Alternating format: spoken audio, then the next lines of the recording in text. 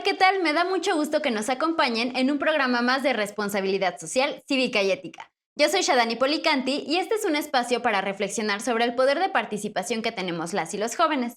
Bienvenidas y bienvenidos. Hoy vamos a hablar de algo que forma parte de nuestra cultura y ha ido moldeando muchas conductas sociales que no siempre son positivas: el adultocentrismo. ¿Has escuchado o te han dicho lo siguiente? ¿Qué vas a opinar si todavía no sabes nada de la vida? Yo sí. Son frases que se dicen en una sociedad adultocentrista. Hoy veremos qué es una cultura adultocentrista y qué consecuencias tiene en relación con el respeto de los derechos de niños, niñas y adolescentes. Empezamos.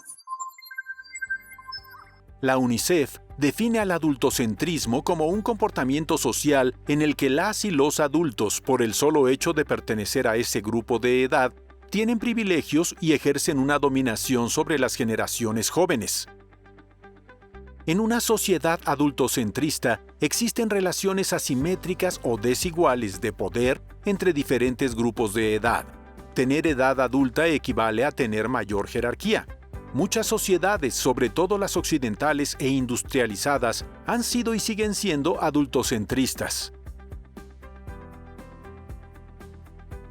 A principios del siglo XX, los países industrializados no tenían normas de protección para la infancia. Poco a poco, mientras se hacían más evidentes las necesidades de desarrollo de las y los niños, se fue reconociendo la injusticia de esta situación y se creó un movimiento para proteger mejor a la infancia. En 1924, la entonces llamada Sociedad de Naciones aprobó la Declaración de Ginebra sobre los Derechos del Niño, elaborada por Eglantine Jeff, fundadora de Save the Children Fund. La declaración expresaba que todas las personas debían reconocer el derecho de los niños de contar con los medios necesarios para su desarrollo, recibir ayuda especial en épocas de necesidad, tener prioridad en las actividades de socorro, gozar de libertad económica y protección contra la explotación, y a acceder a una educación que difundiera conciencia social y sentido del deber. En 1989, la Asamblea General de las Naciones Unidas aprobó la Convención sobre los Derechos del Niño, la Niña y los Adolescentes, que además de buscar su protección, reconoce el papel de niñas y niños como agentes sociales, económicos, políticos, civiles y culturales, y ha sido elogiada ampliamente como un logro histórico para los derechos humanos. La Convención garantiza y establece normas mínimas para proteger los derechos de los niños en todas las circunstancias. Este es el instrumento internacional más ampliamente ratificado de la historia. 196 países se han convertido en estados parte en la Convención. Hasta la fecha, solamente los Estados Unidos no la han ratificado. Considerar a los niños, niñas y adolescentes como sujetos en desarrollo, pero con derechos, ha obligado tanto a los gobiernos como a la misma sociedad civil a preguntarse cuál es el papel de los adultos en este nuevo escenario, cuáles son los límites de su autoridad, sus derechos y responsabilidades. Interesante, ¿no? El adultocentrismo está tan arraigado a nuestra cultura que nos cuesta detectarlo. Sin embargo, su práctica puede ir en contra del respeto de los derechos de la infancia y la adolescencia. Vamos a averiguar más sobre este tema con nuestra especialista invitada. El adultocentrismo es una actitud o una visión, una organización social que divide básicamente a las personas entre mayores y menores de edad y establece una relación jerárquica entre las personas mayores de edad respecto a las personas menores de edad, que le lleva pues a no considerar sus gustos, sus deseos, sus opiniones. Y pues nuestras sociedades son adultocéntricas porque los sistemas jurídicos, las instituciones han sido construidas desde esta visión adulta que presupone pues que las personas adultas ya tienen madurez y capacidad para decidir. Podemos decir que el adultocentrismo es esta, digamos, situación de jerarquía, y el adultismo son todas las conductas, todas las creencias, todas estas actitudes que derivan en adultocentrismo, pero realmente creo que lo importante que hay que entender es que no debemos minimizar a una persona por condición de su edad y que esto constituye pues discriminación. Me parece que prácticamente todas las culturas del mundo son adultocentristas. Básicamente, además, nos referimos a las culturas occidentales. ¿Y por qué es esto? Porque los estudiosos nos dicen que a partir del siglo más o menos XVI se creó la categoría infancia. Antes las niñas y los niños compartían todas las actividades con las personas adultas. En cuanto los niños podían aprender a hablar, a caminar, se incorporaban a las labores del campo, a las labores de casa, en fin, a lo que la familia realizaba. Pero a partir de este descubrimiento, ¿no?, de la situación de la infancia, se hace esta división entre las personas menores de edad y las personas mayores de edad, y entonces se decide que las personas mayores de edad, pues ya podemos tomar las decisiones y podemos dictar y decidir lo que le corresponde a las personas menores de edad. Pero yo creo que todas las culturas somos adultocentristas. A mí me gusta explicarlo en los términos que usa Thomas Kuhn, que probablemente pues muchos de las y los jóvenes han leído este libro de la estructura de las revoluciones científicas. Y él nos habla de que la base para la ciencia normal está constituida por paradigmas, es decir, que hay una verdad comúnmente aceptada, porque es la mejor explicación posible en un momento determinado, y sobre esa verdad se construye toda la ciencia. Y cuando ocurre una revolución científica, ocurre una ruptura de paradigma y alguien llega, Kuhn dice que son normalmente los científicos más jóvenes, y dice, ¿sabes qué? Esta base no es cierta, ¿no? Y entonces hay un momento en el que coexisten ambos paradigmas. Pensemos en el ejemplo del geocentrismo y el heliocentrismo, cuando se pensó durante muchos años que la Tierra era el centro del universo y que los planetas y el Sol giraban alrededor de la Tierra, del planeta Tierra. Cuando llegaron quienes dijeron, oigan, eso no es cierto porque hay evidencia, y se empezaron a cuestionar, pues hubo una ruptura, los obligaron a desdecirse, los persiguieron, porque es muy difícil que haya una ruptura y que quienes han sostenido el antiguo paradigma estén dispuestos a aceptar una nueva verdad, ¿no? Entonces yo creo que la convención supone esta ruptura de paradigma, pero aún hay muchas resistencias para aceptar que las niñas, los niños, los adolescentes tienen una palabra que decir, pueden participar, precisamente porque llevamos muchísimos siglos con esta cultura adultocentrista, ¿no? Entonces creo que estamos en este momento en el que están coexistiendo ambos paradigmas, quienes consideran, ¿no?, o consideramos que niñas y niños son titulares de derechos, tienen derecho a expresar su opinión y a participar, y quienes sostienen una visión tradicional que dicen, pues no, son incapaces, y los padres, los cuidadores, las madres son quienes tienen que tomar decisiones sobre su vida. La Convención de los Derechos de los Niños, Niñas y Adolescentes ha sido entonces un parteaguas, al obligar jurídicamente a considerar a niños, niñas y jóvenes como ciudadanos con derechos, y no una propiedad más de los adultos. Sin embargo, según estudios llevados a cabo por el Fondo de las Naciones Unidas para la Infancia, es decir, la UNICEF, y por la Comisión de Derechos Humanos en México, el cambio de percepción aún no ha llegado a la vida cotidiana de la niñez y adolescencia, a las relaciones con sus familiares, cuidadores, profesores, médicos, autoridades. La principal razón es la cultura adultocentrista. Vamos con Donovan, que nos tiene preparada una investigación muy completa. Hola, Donovan. Hola, Shadani. Hola a todas y todos. Hoy les voy a exponer una breve guía para saber más sobre el adultocentrismo y las prácticas adultistas. Como vimos, en una sociedad adultocentrista, la o el adulto ejerce una relación de poder sobre personas de menor edad, y el grupo más afectado es el de las y los adolescentes. Para una sociedad o cultura adultocentrista, la adolescencia es simplemente una etapa pasajera, y él o la adolescente es visto o vista como un proyecto de adulto. Según la UNICEF, hay más de 1.200 millones de adolescentes en el mundo, y en México, más de 40 millones. Todas y todos enfrentan grandes desafíos para ejercer plenamente sus derechos, especialmente las mujeres. Algunos de estos desafíos son acceder a la educación, a servicios de salud de calidad, disponer de herramientas preventivas para disminuir el embarazo adolescente y el riesgo de contagio por VIH, contar con mecanismos y apoyo de adultos para salir de la pobreza, vivir sin discriminación, acceder a oportunidades justas de trabajo y, sobre todo, tener el derecho a expresar opiniones, ser escuchadas y escuchados, consideradas y considerados, y participar en las decisiones sobre los temas que les afectan. En una cultura adultocentrista, el adolescente es visto como una persona que todavía no es persona, un ente incompleto que no puede ser capaz de tener opiniones, ideas, propuestas y hasta emociones válidas. Según el manual publicado por la UNICEF titulado Superando el adultocentrismo, la adolescencia ya no puede verse únicamente como una etapa de preparación para la vida adulta. Es una forma válida y respetable de ser persona hoy, en un presente. No es una fase de la vida definida a partir de las ideas de las y los adultos. Es una etapa de desarrollo efectivo y progresivo de la autonomía personal, social y jurídica. Los adolescentes también tenemos derecho a participar y tomar decisiones de forma autónoma.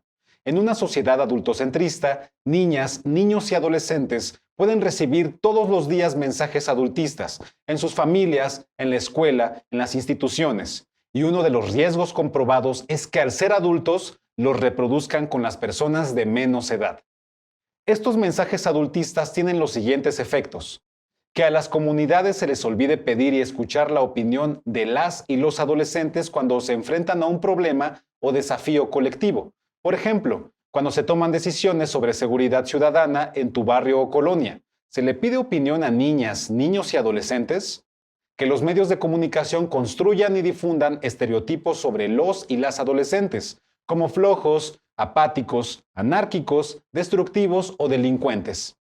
Que las y los adultos, con el afán de protegerlos y protegerlas para que no se equivoquen, nieguen a los y las adolescentes la oportunidad de tomar decisiones o resolver problemas por ellos mismos. Esta protección en numerosos casos puede ser incluso contraproducente. Un ejemplo de ello es la negativa de las y los adultos a educar a las y los adolescentes para que conozcan alternativas preventivas en materia de sexualidad. Gracias, Donovan. Ya tenemos más claro cuáles son las conductas adultistas y cómo el adultocentrismo puede llegar a ser muy dañino para las y los jóvenes y para la sociedad en general. Pero, ¿qué otras consecuencias a mayor escala puede tener una cultura adultocentrista? ¿Y qué papel deben de adoptar las y los adultos? Vamos a la segunda parte de la entrevista. Las consecuencias de una sociedad adultocentrista son muy importantes en cuanto a la titularidad de los derechos de niñas, niños y adolescentes, porque en primer lugar hay una resistencia a creer que las personas menores de edad son titulares de derechos. Y aquí valdría la pena hacer referencia a una encuesta que hizo la UNAM. La última versión fue en 2015, que se llama Los mexicanos vistos por sí mismos, y cuando se pregunta a las personas qué derechos deben de tener las niñas y los niños, 7 de cada 10 dicen los derechos que les da la ley, mientras que 3 de cada 10 dicen que deben de tener o los derechos que sus padres les quieran dar o que no tienen derechos. Entonces, esto es muy grave. ¿Por qué? Pues los derechos los da la Constitución, los dan los tratados internacionales, la Convención sobre los Derechos del Niño, y cuando además nosotros vemos que por su misma condición también niñas y niños están en el seno de una familia y los padres y las madres tienen el ejercicio de la patria potestad, entonces pues quienes tienen que hacer efectivos estos derechos son muchas veces quienes se niegan a reconocerlo. Y también tiene reflejo, digamos, esto es como lo más básico, pero en muchas otras cuestiones de la vida política. Por ejemplo, el pensar que niñas y niños no tienen nada que decir porque no tienen derecho al voto y que la participación política únicamente es ir a votar o ser votado, cuando la participación política es tomar decisiones en la familia, en la escuela, en la comunidad, ¿no? Poder manifestarse, poder expresar su opinión, ir mucho más allá en los asuntos que lo afectan. Todo esto está reconocido en los tratados internacionales, en nuestra Constitución mexicana, en las leyes, pero la consecuencia de esta cultura adultocéntrica es que las personas se niegan o se resisten por esta situación de coexistencia de paradigmas a aceptar que niñas y niños adolescentes, sobre todo, pues ya tienen una palabra que decir, que son relevantes y que, pues claro que debe hacerse en acompañamiento con las personas adultas, pero que pueden ir tomando decisiones sobre su propia vida, pero también sobre la vida pública. El adultocentrismo, pues como toda creencia, como toda actitud, es muy difícil de combatir, ¿no? Y pues tenemos que establecer distintas actitudes respecto a los derechos de niñas y niños. Y aquí podemos hablar de obligaciones en diferentes niveles, ¿no? En primer lugar, el Estado tiene una obligación de promover el respeto a los derechos humanos de niñas y niños y hacer campañas de sensibilización para que reconozcamos a las niñas, a los niños y a los adolescentes como titulares de derechos, como personas con dignidad, con capacidad para tomar determinadas decisiones, para intervenir en la vida pública, ¿no? Entonces tendríamos que cambiar esta cultura a través de campañas, a través de cursos, a través de procesos de sensibilización. Por otro lado, también pues tenemos a la sociedad en general, que tiene que cambiar esta actitud y que creo que aquí una de las de los papeles más importantes en el combate al adultocentrismo lo han hecho las mismas niñas, niños y adolescentes, porque ellos han participado de una manera muy relevante, no solo en los procesos que ha organizado el Estado, como puede ser el Parlamento Infantil o las consultas infantiles y juveniles del INE, sino que nosotros, por ejemplo, vemos en muchos lugares del mundo y de México a niñas, niños y adolescentes manifestándose, por ejemplo, en temas ambientales, ¿no? Que ellos me parece que son mucho más conscientes que la población adulta respecto de estas temáticas ¿no? Por ejemplo, de los derechos ambientales, del cambio climático, y que pues han ejercido estos derechos, ¿no? Y también creo que es algo muy relevante de la sociedad en general el tener una actitud de escucha, ¿no? De escucha de qué nos están diciendo, porque si no escuchamos, nunca vamos a saber lo que tienen que decir, ni además darnos cuenta que lo pueden decir y que tienen conocimiento de la vida pública, de la vida política. Entonces, creo que esto sería muy importante en términos de cambios de actitudes. Y las niñas, los niños y los adolescentes también tienen un papel fundamental, porque precisamente, pues, los derechos se consiguen también reivindicándolos. Entonces, pues en primer lugar tienen que conocer sus derechos, estudiarlo, ¿no? En la escuela, en los medios de comunicación, en todo, en las redes sociales que ahora también manejan muy bien, ¿no? Estudiar y conocer sus derechos, exigirlos, ¿no? Dentro de la familia, en la comunidad, pero también en las distintas instancias, como son las comisiones de derechos humanos, y generar conciencia, platicar, ejercer su derecho de asociación con amigas o amigos, organizarse también para irlos reivindicando. Creo que esto es algo que ya están haciendo y que nos han dado muestra de que de verdad tienen una capacidad de organización política muy importante y que debe ser tomada en cuenta en la sociedad. Me parece que no podemos decir ahora que ninguna sociedad haya conseguido superar completamente el paradigma adultocentrista. Y aquí además hay una distinción, digamos, y hay una situación interesante. A veces pensamos que los países que tienen un mayor desarrollo económico pudieran ser menos adultocentristas o podrían ser menos adultocentristas y puedan ser más avanzados. Y esto no necesariamente es así, porque los países con más bienestar económico, pongo por ejemplo los europeos, de repente pues tienen una población relativamente menor de niñas, niños y adolescentes y tienen sistemas más protectores. Y en los países particularmente de América Latina, las organizaciones de niñas y niños son muy fuertes y ellas y ellos mismos se han organizado precisamente para reivindicar sus derechos en pues a asociarse, ¿no? A reunirse, a manifestarse, y esto ha sido más importante, muy, muy importante. Hay pues algunos países y algunos gobiernos que son un poco más sensibles a la situación ¿no? de niñas, niños y adolescentes, pero creo que no podemos hablar, ¿no? de ningún país que tengamos como modelo para pues, superar esta visión. Ciertamente hay algunos países pues, que tienen mejores sistemas de educación, de salud, pero por ejemplo en temas de participación infantil, ninguno ha logrado con entera satisfacción superar esta visión. Y esto nos abre pues, posibilidades muy, muy importantes para inventar cosas nuevas, ¿no? Para entender la participación política de todas y todos, pero particularmente de niñas, niños y adolescentes, desde otro punto de vista que no sea simplemente lo electoral, que a veces es en lo que nos centramos. La cultura adultocentrista y los mensajes adultistas son incompatibles con el respeto a los derechos humanos. El adultismo es contagioso y se reproduce. Un nuevo modelo se impone entonces, en el que no solo las niñas, niños y adolescentes, sino también las y los adultos mayores y las personas con discapacidad sean guiados, protegidos, contenidos y educados por adultas y adultos aliados. Todos podemos contribuir a terminar con la cultura adultocentrista. En el top 5 de este programa compartimos las siguientes recomendaciones para cambiar nuestras actitudes y prácticas adultistas. ¿Empezamos, Donovan? Empezamos. 1. Dejemos de pensar que la cantidad de años o las responsabilidades que tenemos nos otorga algún tipo de poder sobre otra persona. No repitamos las conductas adultistas. 2. Prestemos atención al lenguaje que utilizamos. Dejemos de definir a las y los adolescentes solo por su edad, tratándolos de niños, chicos o jóvenes. Tratemos de llamarlos simplemente amigas o amigos cuando nos estemos dirigiendo a ellos. El lenguaje es una manera extremadamente efectiva para tomar conciencia de las prácticas adultistas y para arrancarlas de raíz. Cuando comencemos a pensar y hablar de las y los adolescentes como personas y no como cantidad de años, estaremos trabajando para romper los estereotipos adultistas. 3. Explorar nuevas formas de ser adultas o adultos.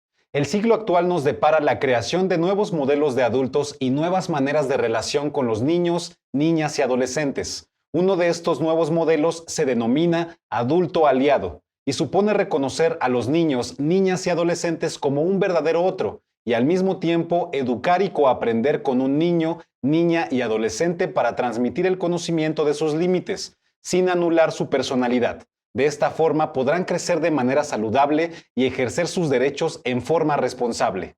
4. Integremos a las y los adolescentes, consultándolos en cuanto a la toma de decisiones en el hogar, en la escuela o en la comunidad.